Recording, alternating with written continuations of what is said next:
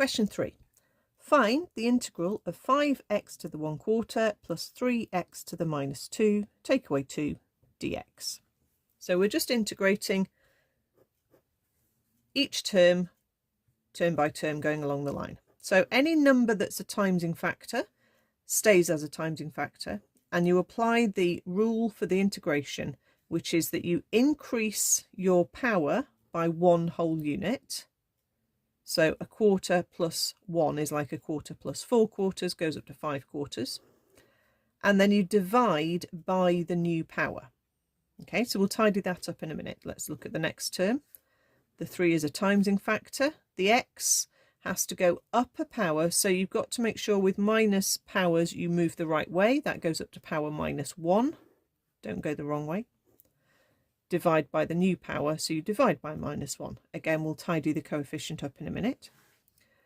A number term, when you differentiate it, it disappears, but when you integrate it, it turns into an x term. So you have the minus 2 doesn't disappear, it turns into a minus 2x, because a 2x would differentiate to a 2. You also have to remember the plus c on the end. If there are limits on the integration, you don't need to put the plus c, but you put your limits in then. Okay, let's tidy up what we've got here. 5 divided by 5/4 is the same as 5 times 4/5, which is 4.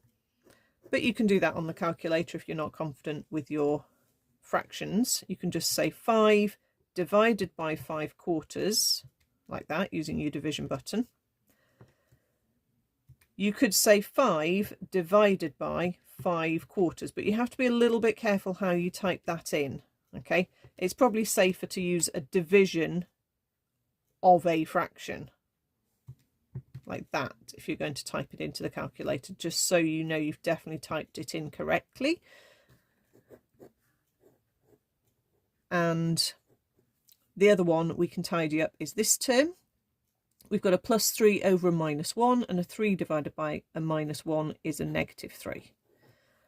It doesn't need you to put the x back on the bottom, power 1 on the bottom. You can perfectly happily leave it on the top with power minus 1.